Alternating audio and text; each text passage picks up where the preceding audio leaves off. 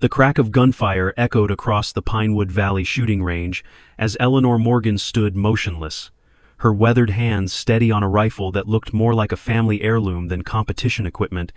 The crowd fell silent, watching in disbelief as this woman in faded jeans and a threadbare cardigan who minutes earlier had been laughed out of the registration booth hit her fifth consecutive moving target with surgical precision. The most shocking part? A blindfold covered her eyes, tied securely by the smuggest man in the county, who now stood slack, jawed as his reputation crumbled before an audience of stunned onlookers. "Impossible," muttered Bradley Harrison, the shooting club president whose family name adorned half the buildings in town. "Nobody hits the spinner blind, especially not with that antique." His voice carried the unmistakable tremor of a man whose world was tilting on its axis. Eleanor removed her blindfold calmly, her weathered face revealing nothing, as she turned toward Harrison. "I believe our agreement was clear, Mr. Harrison. If I hit all 5 targets, the development project stops until a proper environmental impact study is conducted." The crowd's murmurs grew louder as realization spread. This unassuming woman, whose modest home sat directly in the path of Harrison Enterprises' controversial luxury resort, had just done the impossible, and in doing so, potentially halted the most significant development deal in county history. "This is ridiculous," Harrison sputtered, his tailored suit suddenly seeming to constrict around him. "The club bylaws clearly state." "The bylaws?" interrupted County Commissioner Martin, a longtime Harrison ally whose face had gone notably pale, "state that the winner of the annual marksmanship challenge may request one civic action within legal bounds. Miss Morgan's request for an environmental study falls within those parameters." As whispers rippled through the crowd, Eleanor quietly placed her rifle in its worn leather case, ignoring the stares from people who had dismissed her as nothing more than a stubborn old woman standing in the way of progress. Only yesterday, these same people had watched her being ridiculed by Harrison at the town meeting, called an obstructionist, a relic, an obstacle to community prosperity. Eleanor Morgan walked away from the shooting range that day, the weight of her victory tempered by the knowledge that this was merely the opening salvo in a war that had been brewing for generations. A war between those who saw the land as an asset to be exploited and those who understood its true value, its history, its legacy, its soul. 3 days before her shocking display at the shooting range, Eleanor Morgan sat alone at her kitchen table, staring at the eviction notice that had been taped to her door that morning.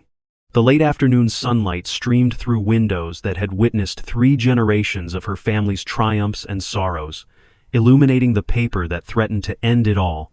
90 days, she whispered to the empty room, her fingers tracing the official letterhead of Harrison Enterprises. "After 78 years, they're giving me 90 days. Outside, the pristine waters of Clearwater Lake sparkled beyond her property, the same waters her grandfather had fought to protect from industrial pollution in the 1940s. The same waters her father had taught her to respect as a child. The same waters her late husband Michael had studied as an environmental scientist until his mysterious accident 12 years ago. The shrill ring of her landline phone broke the silence. "Eleanor? It's Diane from next door. Did you get one too?" "Yes," Eleanor replied, her voice steadier than she felt. "Everyone along the lakefront, I imagine. They're saying the resort will bring jobs, tax revenue. The town council meeting tonight, they're voting on fast-tracking the permits." Diane's voice cracked. "My Henry's medical bills? We can't fight this, Eleanor." That evening, Eleanor sat silently in the back of the crowded town hall as Bradley Harrison presented sleek architectural renderings of Clearwater Haven, his voice smooth as silk as he described amenities and economic benefits.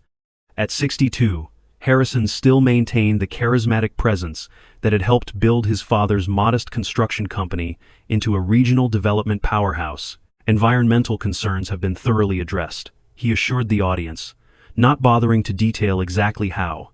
"This project will revitalize our struggling economy and position Pinewood Valley as a premier destination."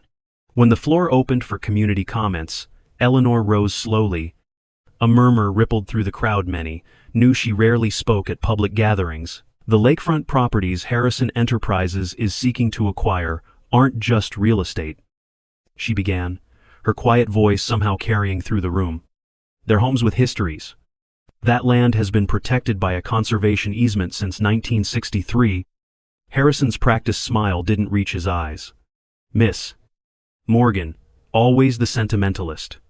The easement in question expired last year, when the county failed to renew ITAN administrative oversight that has been legally resolved, an oversight that occurred after you donated the new wing to Commissioner Martin's hospital," Eleanor responded, causing Martin to shift uncomfortably in his seat. "The annual marksmanship competition is this weekend," Eleanor said suddenly. "Club bylaws, established 1887, state that the champion may request one civic action within legal bounds. I'm registering as a competitor." Laughter erupted around the room. Harrison's laugh cut the loudest. "The registration deadline passed last week, Miss Morgan. And frankly, the competition requires certain skills." Eleanor met his gaze unflinchingly.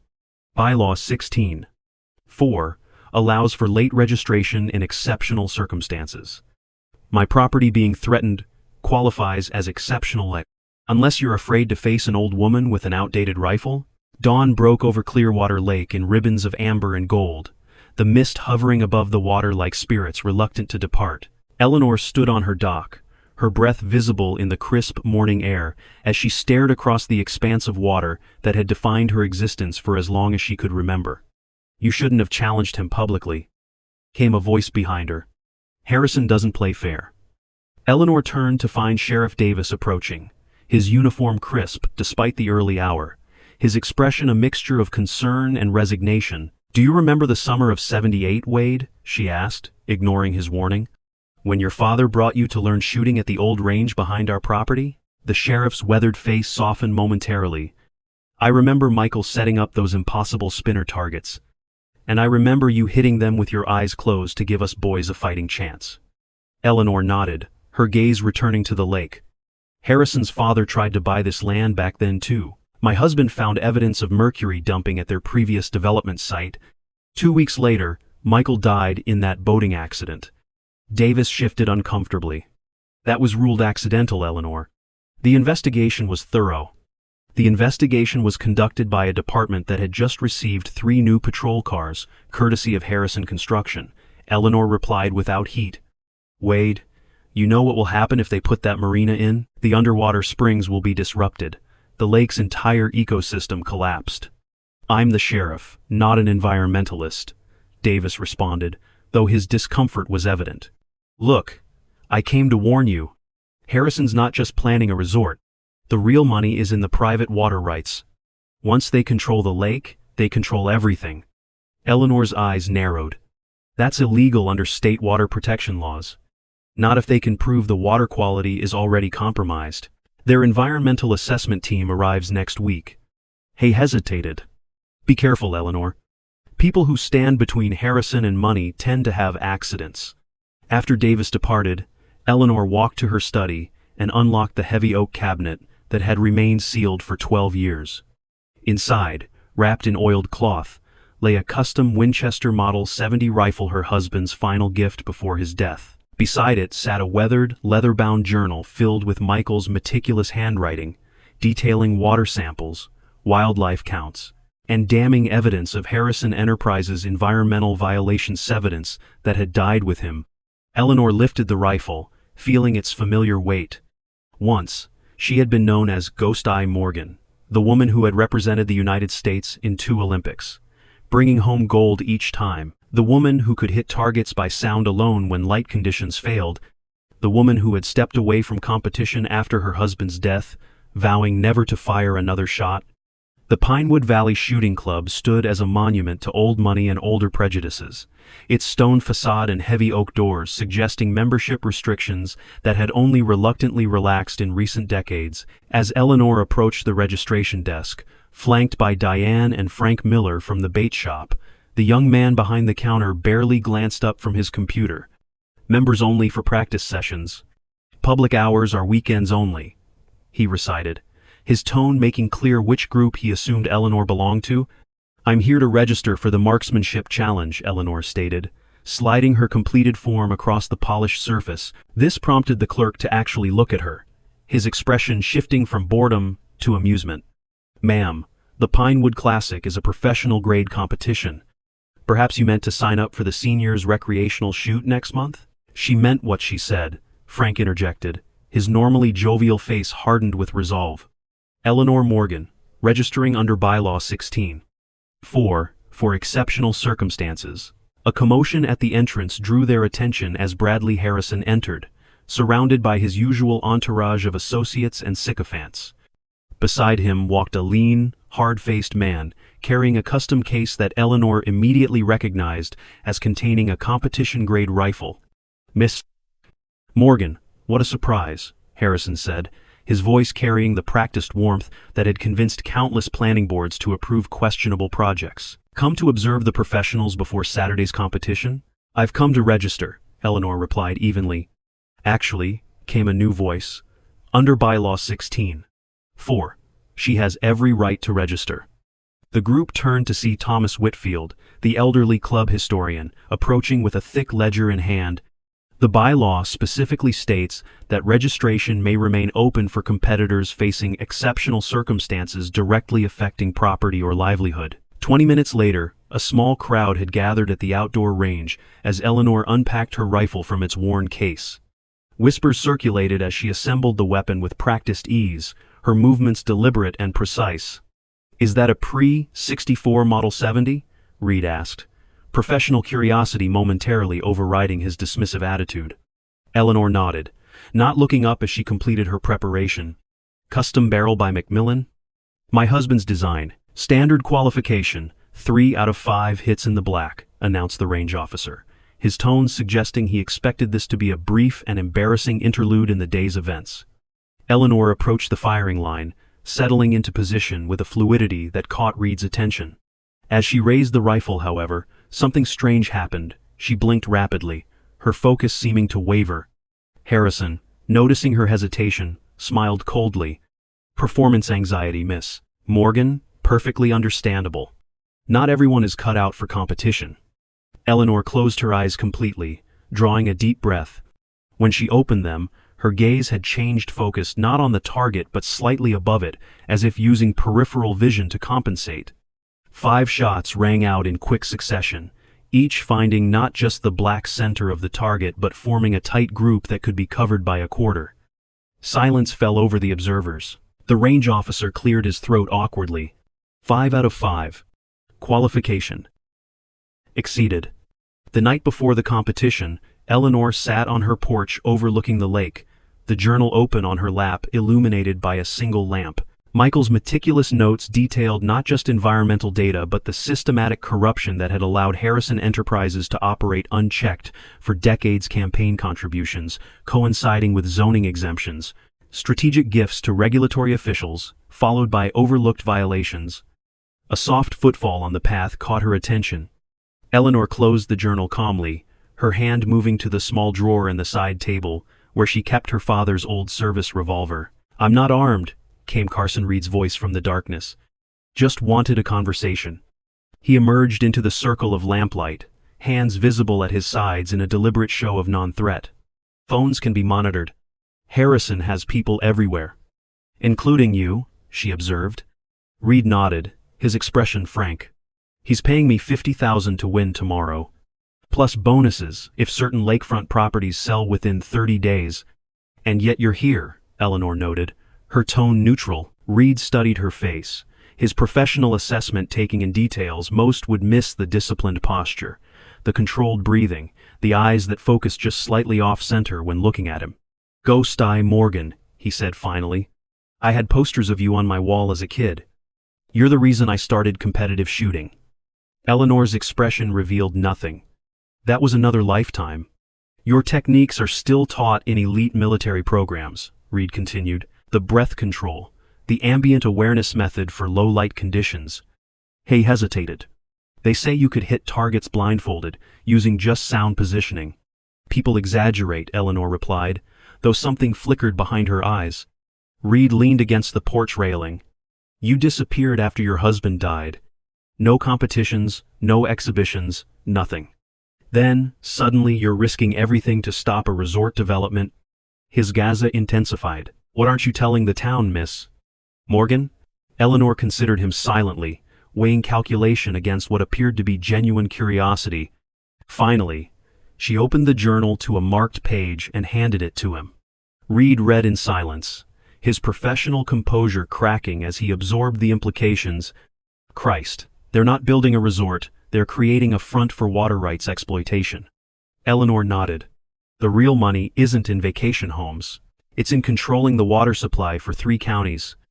Once they discover that the lake is unfortunately contaminated by existing properties, they'll have regulatory grounds to seize control of the watershed. Reed closed the journal, handing it back with newfound respect. Harrison mentioned you have vision problems. True? Eleanor's hand unconsciously moved toward her temple. Progressive deterioration. Some days are better than others, and tomorrow will be what it will be, she answered simply. After Reed departed, Eleanor returned to the journal, finding the passage that she hadn't shown him, Michael's final entry, written the day before his death. Water samples confirm mercury levels 80x legal limit at Harrison's new acquisition site. Meeting with EPA tomorrow. Eleanor's vision treatments showing complications, doctors concerned about progressive deterioration. Prognosis uncertain. Must finish this investigation before I lose her too. Eleanor closed the journal, tears finally breaking through her composed exterior. Tomorrow wasn't just about saving the lake or exposing Harrison. It was about finishing what Michael had started, what had ultimately cost him his life. Her thoughts drifted back to the experimental eye procedure she'd undergone 12 years ago, desperate attempt to halt the rare degenerative condition that threatened to rob her of her sight. The surgery had failed, accelerating rather than halting the deterioration, leaving her with unpredictable episodes of central blindness that had forced her early retirement from competition. In the months after Michael's death, as she battled both grief and worsening vision, Eleanor had discovered his hidden research. Pages of water samples, geological surveys, and photographic evidence documenting Harrison Enterprises' pattern of environmental devastation across multiple developments. Michael had been building a case for federal prosecution when his boat mysteriously sank in a sheltered cove he'd navigated thousands of times. The official investigation concluded it was an accident, a sudden storm, mechanical failure, tragic coincidence. But Eleanor knew better. Michael had called her that morning, excitement in his voice, telling her he'd found the final piece of evidence they needed. He never made it home. Eleanor walked to the edge of her property, where the lake lapped gently against the shore. The development wasn't just about luxury homes or even water rights, though those were certainly Harrison's immediate goals. It was about burying evidence literally. The planned marina would dredge and permanently alter the exact location where Michael had collected his most damning samples, where the highest concentrations of industrial waste had been deliberately dumped decades ago. She'd contacted Dr. Catherine Chen at the State Environmental Protection Office last week, sending copies of Michael's initial findings. Chen had agreed to attend the competition, ready to collect new samples and initiate an official investigation if Eleanor could win and force a delay in the development. The competition would be the most public venue possible to force the truth into the light. Harrison wouldn't be able to arrange an accident with hundreds of witnesses present. And with Dr. Chen from the State Environmental Office attending at Eleanor's request, there would be a legitimate authority ready to act on Michael's evidence. I won't let them take this too, she whispered to the night, a promise carried away by the gentle breeze skimming across the water. As she turned to go inside, Eleanor noticed a reflection on the water headlights, moving slowly along the private access road that ran alongside the lake properties. At this hour, there should be no traffic. She watched as the vehicle stopped briefly near her property line, then continued on, its lights extinguishing as it reached the old service road that led to the undeveloped section of shoreline. Harrison was taking no chances. It seemed she was being watched. Competition day dawned bright and clear. The Pinewood Valley Shooting Club transformed by colorful banners and temporary bleachers for spectators. The annual Marksmanship Challenge had always been a significant local event, but Harrison had expanded this year's competition into a full festival atmosphere, complete with food vendors, merchandise tents, and a conspicuous Clearwater Haven display, showcasing models of the proposed resort. Eleanor arrived early, finding a small contingent of lakefront residents gathered to support her. Their numbers had grown, word having spread about her qualification performance and the potential environmental implications of the development. "Doctor, Chen arrived last night," Diane whispered as they walked toward the competitor check-in. "She's reviewing Michael's data now." Eleanor nodded, her focus already narrowing to the competition ahead. She had woken with her vision relatively stable, not perfect, but functional with the compensation techniques she had developed over years of gradual deterioration. Harrison intercepted them before they reached registration, his public smile firmly in place, though his eyes were cold as slate. "Miss Morgan, I hope you slept well," he said, voice pitched to carry to nearby observers. Such a delightful surprise, having a former Olympian grace our humble competition. Eleanor met his gaze steadily. "Thank you for the warm welcome." Harrison leaned closer, voice dropping to a whisper. "Enjoy your moment in the spotlight. By this time tomorrow, you'll be packing your belongings. I've already arranged for the commissioners to approve the expedited permitting, regardless of today's outcome." Before Eleanor could respond, Carson Reed approached, his professional demeanor firmly in place. "Competitors meeting in 5 minutes. Ms. Morgan, you'll want to review the course of fire." The competition format consisted of 3 progressive stages designed to test different shooting disciplines: precision at stationary targets, speed and accuracy at multiple targets, and finally, the moving target challenge that would determine the champion. 8 competitors would be narrowed to 4 after the first stage, then to the final 2 for the championship round. Sheriff Davis approached as competitors made final preparations, his expression troubled. "Eleanor, there's something you should know. Harrison's brought in private Securitex military types. They're scattered throughout the crowd." Eleanor continued her equipment check, hands moving with practiced efficiency. "Expecting trouble, is he?" "I think he's planning to create it," Davis replied grimly. "Be careful." The first stage began with little drama, each competitor firing 20 rounds at stationary targets at varying distances. Eleanor maintained perfect focus, her groupings tight and consistent despite the disadvantage of her older rifle against the modern equipment used by other shooters. When scores were tallied, she had advanced to the second round in 3rd position, behind Reed and a state police marksman. Harrison watched from the official's platform, his expression darkening as Eleanor's success continued to disrupt his narrative. During the break, Eleanor noticed several of his security personnel moving to positions around the perimeter of the range, their coordinated movements suggesting planned intervention rather than routine security. The second stage introduced time pressure and multiple target engagement shooters moving through a course that required rapid target identification and precise shot placement. Here, Eleanor's years of Olympic training shone through, her economy of movement and shot discipline resulting in the highest score of the round. As she exited the course, Dr. Chen approached, keeping her voice low. "I've reviewed the journal, Miss Morgan. The evidence is compelling, especially combined with new samples I took last night. There's sufficient cause for an immediate injunction against any development." Eleanor nodded, relief washing through her. "Can you file today?"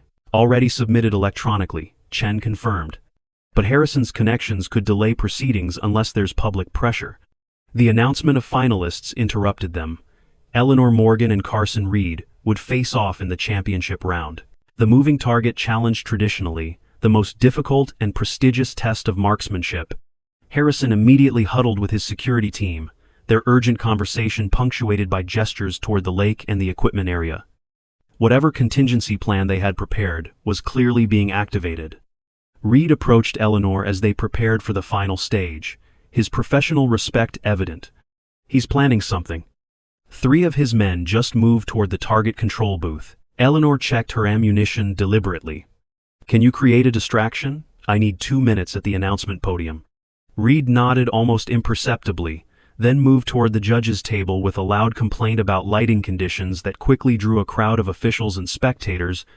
Eleanor slipped to the podium, where an open microphone awaited the final announcements. Removing Michael's journal from her bag, she quickly photographed key pages using her phone, then sent them with a brief message to the email address.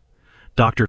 Chen had provided an address that would distribute the evidence to state environmental officials, the district attorney's office, and several news outlets simultaneously. By the time Harrison noticed her at the podium, the evidence was already transmitted a digital insurance policy against whatever he planned for the final stage. The championship round was structured as a head-to-head elimination, with finalists alternating shots at moving targets of increasing difficulty, 5 targets each, with the highest cumulative score determining the champion. As Eleanor and Reed took their positions, she noticed a subtle change in the angle of the sun reflector's position now to direct maximum glare into her shooting station during critical moments. Reed had warned her, but knowing didn't make it easier to counter, especially with her already compromised vision. Harrison stood prominently among the officials, his confidence visibly restored now that his advantage was in place. The crowd hushed as the competition began, the mechanical whir of the target system providing a subtle background to the proceedings. Reed fired first, his shot striking near center on the moving circular target, an excellent result that drew appreciative applause. The smooth precision of his movement spoke of countless hours on professional circuits, the kind of skill that commanded both respect and substantial paychecks. As he lowered his rifle, his expression remained focused, though a subtle nod to Eleanor conveyed silent acknowledgement of the challenge ahead. Eleanor stepped forward, her movements deliberate as she settled into position. She could feel the artificial glare striking her eyes, forcing her to adjust her stance slightly to compensate. The Targeta metal disc, roughly the size of a dinner plate, moved in a predictable horizontal pattern at 90 yards. She tracked it once, twice, learning its rhythm before gently squeezing the trigger during an exhale. The crisp crack of her rifle was followed by the distinctive ping of lead striking steel dead center. Murmurs rippled through the crowd, many spectators clearly surprised that the old woman had matched the professional shot for shot. Lucky first round, someone muttered behind Harrison, who merely smiled thinly and checked his watch. The second target deployed, smaller than the first and moving at a faster pace. Reed's concentration visibly intensified, his breathing pattern shifting to accommodate the increased difficulty. His shot struck cleanly, though slightly off-center still, an impressive demonstration of skill that drew appreciative nods from the knowledgeable portions of the audience. When Eleanor took her position, she noticed the first worrying signs faint darkening at the edges of her vision, the subtle harbinger of one of her episodes.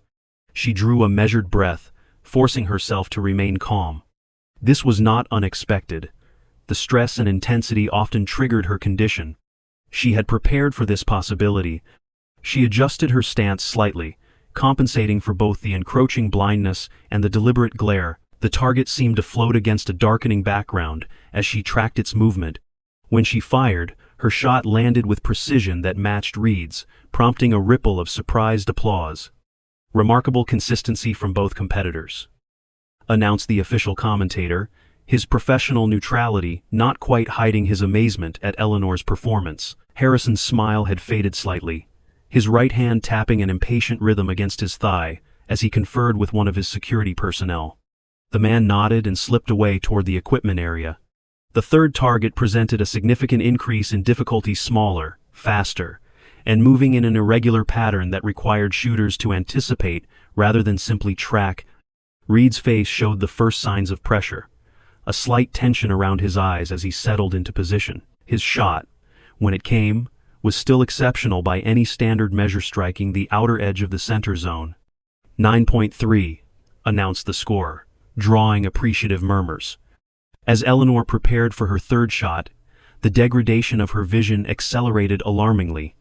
The central field of her sight now contained a pronounced dark spot, forcing her to rely increasingly on peripheral vision. She blinked rapidly, trying to clear the encroaching shadows, but the condition was progressive and irreversible, fact she had accepted years ago.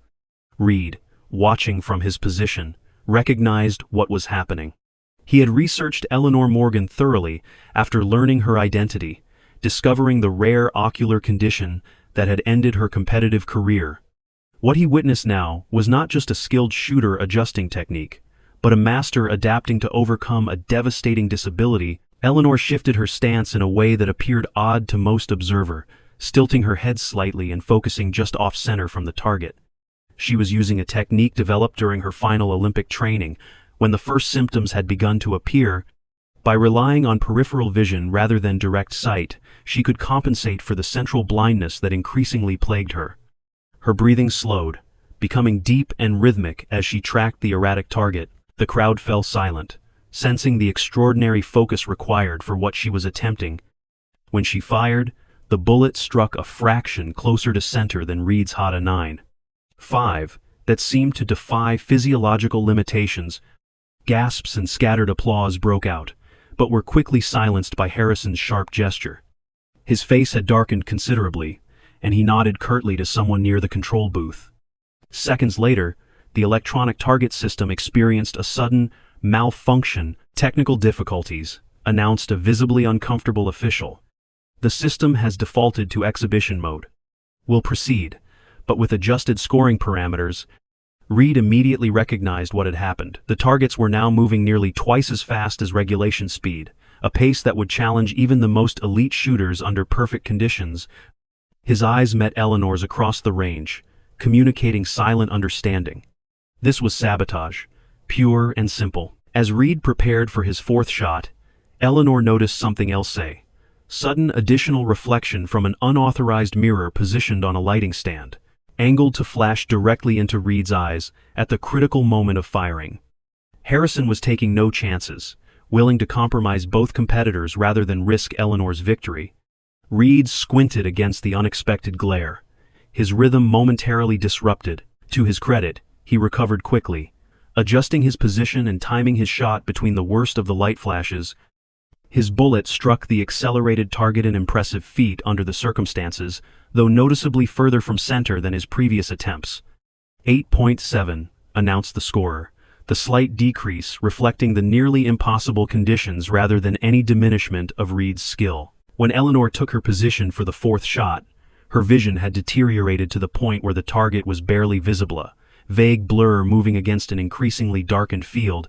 The crowd fell silent, sensing something was wrong as she stood motionless, rifle raised but not firing, as precious seconds ticked by. Harrison's smile grew with each passing moment, victory seemingly assured. Whispers began circulating through the spectators, speculation about whether she would forfeit or simply miss completely. Then Eleanor did something unexpected, something that silenced even the whisper. She closed her eyes completely. Standing perfectly still, she appeared to listen to the mechanical sound of the target's movement, her breathing slowing to an almost meditative rhythm. The range fell absolutely silent, even Harrison momentarily transfixed by the extraordinary spectacle unfolding before him. Eleanor's world had narrowed to sound alone, the distinctive whir of the target mechanism, the subtle shift in air currents as the metal disc moved through space, the ambient reflections of sound from the backstop. These were the sensory inputs that had once made her legendary, the abilities that had earned her the nickname Ghost Eye when she dominated international competition. With flowing precision that seemed almost supernatural to observers, she tracked an invisible trajectory and fired. The sound of the shot was followed by the unmistakable ping of a direct hit dead center on a target moving at nearly twice regulation speed, achieved without visual confirmation. For several heartbeats, no one moved or spoke. The electronic scoreboard displayed a perfect 10-0, but the audience seemed unable to process what they had just witnessed. Reed broke the spell, stepping back from his position and addressing the crowd with professional admiration. That was Ghost Eye technique shooting by sound signature alone. I've only read about it in Special Forces training manuals. What you just saw is considered impossible by most competitive shooting standards. The crowd erupted in astonished exclamations and spontaneous applause. Even some of Harrison's security team were nodding in grudging respect, the professional appreciation of extraordinary skill momentarily overriding their loyalty to their employer. Harrison himself stood frozen, his carefully orchestrated plans crumbling before an ability he hadn't anticipated and couldn't counter. His face flushed with barely suppressed rage as he signaled frantically to the target control operator, demanding an even more extreme challenge for the final round. The final target deployed amidst hushed anticipation, the most difficult challenge of the competition. A small silhouette target, no larger than a playing card, moving in an irregular pattern specifically designed to confound prediction. Adding to the difficulty, Harrison's tampering had increased the speed to nearly 3 times the regulation pace, creating a challenge that bordered on the impossible. Reed approached the line with the focused determination of a true professional. Despite the irregular movement and blinding speed, he managed to track the target through 2 complete cycles before firing. His shot clipped the outer edge of the center ringa. Remarkable achievement, under the circumstances that drew appreciative murmurs from the technically knowledgeable portions of the audience. 8.8, announced the scorer, the respect in his voice acknowledging the extraordinary difficulty of the shot. All eyes turned to Eleanor as she stepped to the firing line. The crowd had fallen completely silent. An expectant hush that acknowledged they were witnessing something historic, regardless of the outcome. Eleanor's vision had not improved, the darkness now encompassing most of her visual field, but her resolve had hardened, crystallizing into the perfect focus that had once made her a legend. Once again, she closed her eyes completely, surrendering to the discipline that had defined her earlier career. Her body became perfectly still, only her head moving slightly as she tracked the target by sound alone, the minute whirring of the motor, the whisper of air displacement, the subtle echo patterns as the silhouette moved through space. In the officials' area, Dr. Chen watched with fascination, while Sheriff Davis stood with arms crossed, a complex mixture of emotions playing across his weathered face. The moment stretched, tension building, as Eleanor remained motionless, listening. Harrison, seeing his plans unraveling before him, made a desperate, calculated move. "Stop the competition," he shouted, striding toward the firing line. "She's violating regulations by closing her eyes." The interruption was deliberate, timed precisely to disrupt Eleanor's concentration during the critical moment of target acquisition. A lesser competitor might have been rattled, might have opened her eyes reflexively, losing the delicate sensory balance she had established. But Harrison had underestimated the depth of Eleanor's focus, the decades of training that allowed her to filter out all extraneous input when aligned with a target. In the tunnel of her concentration, his voice was merely another ambient sound, catalogued and dismissed as irrelevant to the task at hand. As Harrison continued his theatrical protest, advancing toward the firing line with manufactured outrage, Eleanor fired. The sharp crack of her rifle momentarily silenced even Harrison, all eyes turning to the electronic display that would register the result. A perfect 10-0 flashed across the screen, a direct center hit on a target, moving at impossible speed, achieved without visual confirmation, and despite deliberate distraction. The crowd erupted not just in applause, but in stunned exclamations as the total scoreboard confirmed her victory. "That's not possible," Harrison sputtered, his face contorted with rage. "There must be a malfunction in the scoring system." Reed stepped forward, his professional reputation lending weight to his words. "The shot was legitimate, Mr. Harrison. I observed the impact personally." He turned to address the increasingly restless crowd. "Ladies and gentlemen, what you've witnessed today is perhaps the most extraordinary display of marksmanship in the history of this competition. Miss Morgan didn't just overcome an unfair disadvantages, he transcended the very limitations of conventional shooting technique. Before officials could present the ceremonial trophy, Harrison stormed fully onto the range, abandoning all pretense of sportsmanship. "This entire competition is invalid. She used non-standard techniques, the bylaws clearly state. There is no regulation requiring eyes to remain open, Mr. Harrison," Reed interrupted calmly. "I've reviewed the rulebook thoroughly. Miss Morgan's technique is unorthodox but entirely legal." Harrison's security team began moving through the crowd toward Eleanor, their coordinated movements suggesting a prepared contingency plan now being activated, but Sheriff Davis intercepted them, accompanied by several uniformed deputies who had positioned themselves strategically throughout the venue. "That's far enough, gentlemen," Davis announced, his official authority reasserted after years of uncomfortable compromise. "This is still my jurisdiction, and I don't recall authorizing private security to operate with law enforcement powers." The lead security operative hesitated, clearly weighing his options before stepping back reluctantly. The tension in the crowd was palpable, the annual community competition having transformed into something far more significant, a public power struggle with implications beyond the shooting range. Dr. Chen seized the moment, stepping to Eleanor's side with a document in hand. "I have an emergency injunction from the State Environmental Protection Office halting all development at Clearwater Lake pending criminal investigation." Harrison's face drained of color as he realized the implications. What investigation? This is absurd. You have no grounds. The investigation into mercury dumping at 3 previous Harrison Enterprise developments, Chen continued, her voice carrying to the now silent crowd, and into the suspicious death of environmental scientist Michael Morgan 12 years ago. A collective gasp rippled through the audience, many connecting these revelations to their well-liked neighbor for the first time. Eleanor had never spoken publicly about her suspicions regarding Michael's death, maintaining the quiet dignity that had become her hallmark in the years since her loss. She stood calmly at the center of the storm, her unseeing eyes somehow finding Harrison's face with uncanny accuracy. You controlled the sheriff's department back then, the county commissioners, even the coroner, but you couldn't control the evidence, Michael. Collected evidence I've just sent to every environmental agency and news outlet in the state. Murmurs spread through the crowd as people processed these accusations, many recalling the strange circumstances surrounding Michael Morgan's death, a skilled boatman drowning in familiar waters on a calm day, the unusually brief investigation, the sealed autopsy report. Sheriff Davis stepped forward, the weight of a decade of compromised integrity evident in his face. I'm reopening the investigation into Michael Morgan's death, effective immediately. He turned to face Harrison directly. And I'll be reviewing every case involving Harrison Enterprises during my tenure, with oversight from the State Attorney General's office.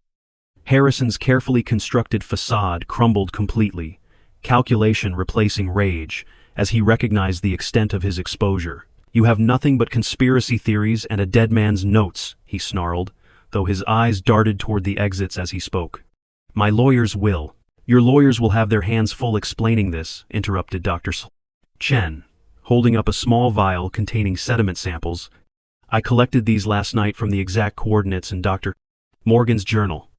Preliminary tests show mercury concentrations 80 times the legal limit, matching his findings from 12 years ago. The EPA's emergency response team is already securing the site. The crowd began to murmur as realization spread through the community. This had never been just about a shooting competition or even a land dispute. It was about justice long delayed, about corruption finally exposed, about a widow's quest to complete her husband's final mission. Eleanor accepted the championship trophy with quiet dignity, then addressed the gathered crowd. The civic action I request as champion, under club bylaws, is an independent environmental assessment of Clearwater Lake and all surrounding properties funded by Harrison Enterprises, but conducted by state authorities. As Harrison was escorted from the range by Sheriff Davis's deputies, not under arrest yet, but clearly no longer in control of the situation, Carson Reed approached Eleanor with genuine respect. You could have won with your eyes open, even with their sabotage, he observed quietly. Why risk the blindfolded approach? Why make it more difficult than it needed to be? Eleanor's smile held both sadness and satisfaction as she ran her fingers over the worn stock of Michael's rifle. Because some truths can only be seen clearly when you stop relying on appearances. My husband taught me that. She paused, her unseeing eyes turned toward the lake that shimmered beyond the range. Sometimes you have to close your eyes to the distractions of the world to focus on what truly matters. Reed nodded slowly, understanding dawning. Your vision problems, they're not just deterioration, are they? They're complete in places. You're legally blind. In the central field, yes, Eleanor confirmed. It's been progressing for years. The peripheral vision remains functional, though increasingly limited. I've learned to adapt. And the sound targeting, that's how you've compensated? Eleanor nodded. Michael helped me develop the technique when my symptoms first appeared. We never imagined it would become my primary method of shooting. Her expression softened at the memory. He believed limitations often become pathways to unexpected abilities, if we're willing to see beyond conventional approaches. As the crowd dispersed, Eleanor found herself surrounded by neighbors who had previously kept their distance, people who had viewed her as merely an obstacle to progress, or worse, a relic of a bygone era. Now they approached with new respect, many offering support for the environmental assessment and protection of the lake. Diane embraced her, tears streaming down her face. I'm so sorry we didn't stand with you sooner, Eleanor. We didn't understand what was really at stake. Frank Miller nodded solemnly beside her. My father always said there was something fishy about Harrison's operations on the North Shore back in the 80s. Fish disappeared. Water changed color sometimes. Nobody would listen. They're listening now, Eleanor assured them, gesturing toward where Dr. Chen was organizing volunteers to help secure key environmental sites around the lake, pending the arrival of state officials. As evening fell, Eleanor returned to her dock alone, the trophy from the competition set aside in favor of Michael's journal, which she held against her heart as she gazed out over the water she could barely see but knew intimately through other senses. "We did it, Michael," she whispered to the gentle waves. "They can't bury the evidence now. They can't bury you." Behind her, Sheriff Davis approached hesitantly, his footsteps deliberate to announce his presence. "I've been going through the old case files," he said when she acknowledged him. "There were inconsistencies in the original investigation, things I should have questioned at the time." Eleanor nodded, not turning around. "Will you question them now, Wade?" His sigh carried the weight of long-suppressed guilt. "Yes. For whatever that's worth after all this time, it's worth everything," she replied simply. "The truth always is." As Davis departed, Carson Reed appeared, his competitive gear replaced by casual clothes. "I turned down Harrison's payment," he announced without preamble. "Told his lawyers I wasn't comfortable with the terms of our arrangement, given recent developments." Eleanor smiled slightly. "That might impact your professional opportunities in certain circles." Reed shrugged, leaning against the weathered railing of the dock. "Some things matter more than money. Professional integrity, for one." He paused, studying her profile in the fading light. "I've been thinking about what you did today, not just the shooting, but everything else. Standing up against money and power when most people would have taken the payout and walked away." "This is my home," Eleanor said simply. "Some things aren't for sale." "I've received offers to coach the Olympic development team," Reed continued. "They're looking for someone with innovative approaches to compensate for difficult conditions. Your sound targeting technique could revolutionize training for low-light operations."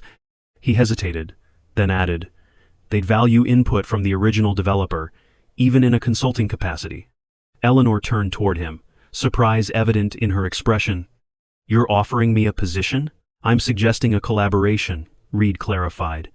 "Your techniques preserved through a new generation." Michael's legacy continued. He gestured toward the lake. "And you'd still have this. Still be able to protect what matters." For the first time in 12 years, Eleanor felt the stirring of purpose beyond mere preservation, the possibility of building something new from the foundations of her past. The simple woman with the old rifle had accomplished what lawyers, politicians, and regulators had failed to do for decades, had brought a powerful man to justice using nothing but skill, courage, and perfect aim. But perhaps that was just the beginning, not the end, of what she might yet contribute. As darkness settled over Clearwater Lake, the water's surface became a perfect mirror, reflecting countless stars of view.